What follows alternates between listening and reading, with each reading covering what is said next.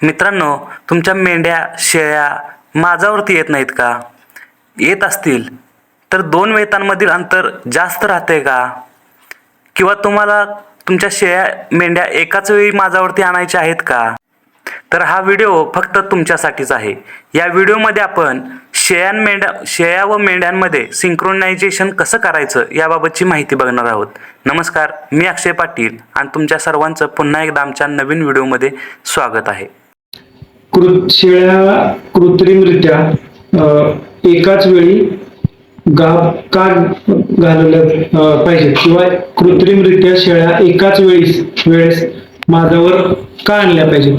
कारण की जर शेळ्या, कळपातल्या सर्व शेळ्या एकाच वेळी आपण माझ्यावर आणल्या तर त्या शेळ्या एकाच वेळेस गाभ राहतील आणि गाभ गेलेल्या शेळ्यांचं जे गाभण शेळ्यांचं व्यवस्थापन आहे ते आपल्याला करणं सोयीचं होतं. त्यापासून निर्माण होणारे करडे किंवा कोकरे हे एकाच वेळेस तयार होतात.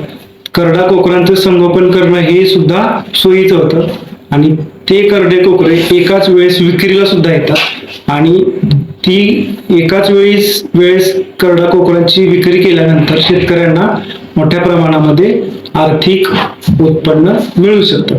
तर कृत्रिमरित्या शेळ्या एकाच वेळी माझ्यावर कशा आणायच्या हे आपण आता प्रात्यक्षिकाद्वारे बघणार आहोत. वजायनल स्पंज आहे, हार्मोन मेडिकेटेड वजायनल स्पंजेस. हे म्हणजे शेळ्या, मेंढ्या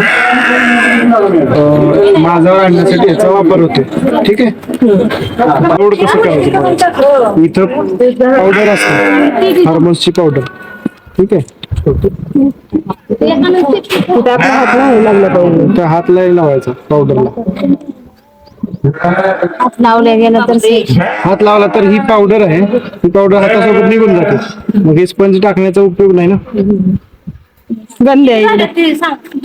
हे जे आहे हे पीव्हीसी पाईपचं स्पेक्युलम म्हणतात. ठीक आहे. वजायनल स्पेक्युलम पीव्हीसी हे ग्लास मध्ये पण उपलब्ध असतात. आणि हे आहे ते प्लंजर आहे. हे स्पेक्युलम मध्ये हा स्पंज फिट करतात आणि प्लंजरनी तो पाठीमागून ढकलला जातो असा आणि तो वजायनामध्ये प्लेस केला जातो. ठीक आहे. अंतर किती ठेवायचं? हा लोड कसं करायचं बघा. ठीक आहे. ह्या प्लंजरला इथं अशी एक खाच असते.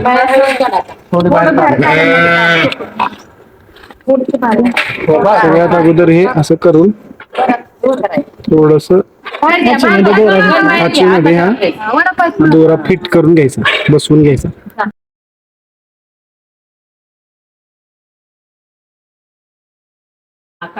हा दोरा असा या बाजूला येतो. हे असं पकडत या पावडरला हात नाही लागला पाहिजे कुठल्याही ह्याच्यामध्ये परिस्थितीत.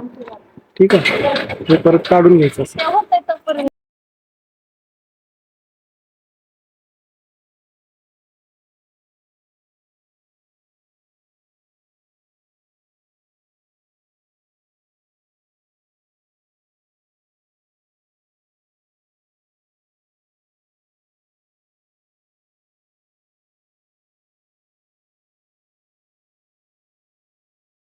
हे अशा पद्धतीनं पाठीमागं ओढून घ्यायचं दोऱ्याने. हा 1 इंच ते अर्धा इंच पाईप मध्ये घालायचं. त्यानंतर ह्याला ल्युब्रिकेशन लावायचं. आपल्याकडं जेल असेल तर जेल लावू शकता किंवा लिक्विड पॅराफिन असेल तर ती लावलं तरी चालतं. हे काहीच नसलं तर खोबरे तेल लावलं तर हो चालेल.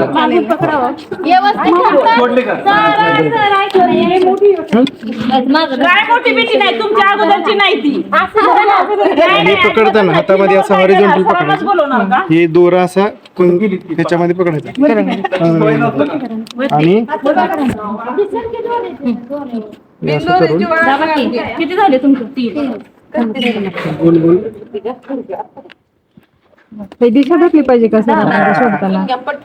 टाकून टाकताना हे बघा, हे आता आतमध्ये गेलेलं सोडलं तरी बाहेर येत नाही. हा, हे व्यवस्थित आतमध्ये गेले का खात्री करायची. आणि ह्या प्लंजरनी हा दोरा परत असा पकडायचा. याच्याने असं पुढं पाईप हे जे आहे जे शेळीचं किंवा मेंढीचं गर्भाशयाचं तोंड असतं पाठीला, त्या तोंडाला हा बोळा जाऊन बसतो. तर थोडीशी पाईप मागं ओढायची. हा पटकन आवाज येतो. आवाज आला की हे काढून घ्यायचं. मग हे आणि कट ओढलं तरी हा बोळा निघाला. त्यानंतर 14 दिवसांनी हा बोळा काढून घ्यायचा, स्पंज काढून घ्यायचा. त्यानंतर 48 ते 72 तासानंतर ही आपोआप हिटवर येते शेळी किंवा मेंढी. पण काढताना सर काढताना ओढून काढायचं. पण ती आपण बाहेर घेतल्यानंतरच तिने हिटवर येणार आहे. हा बोळा काढल्यानंतरच हिटवर येणार. तोपर्यंत येणार पण म्हणजे काढायचं की डायरेक्ट स्ट्रेट असं आहे असं ओढून काढायचं बाहेर. जसं आपण पिल्लू बाहेर ओढून काढतो तसं हा स्पंज ओढून काढायचा.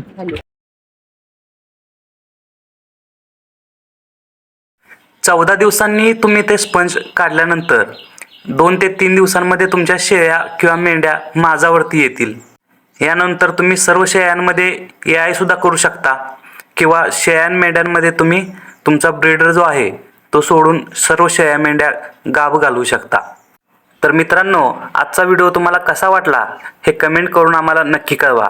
अशाच नवनवीन व्हिडिओसाठी व नवीन माहितीसाठी आमच्या चॅनलला सबस्क्राईब करायला अजिबात विसरू नका. पुन्हा भेटू अशाच नवीन व्हिडिओमध्ये नवीन माहितीसह. धन्यवाद.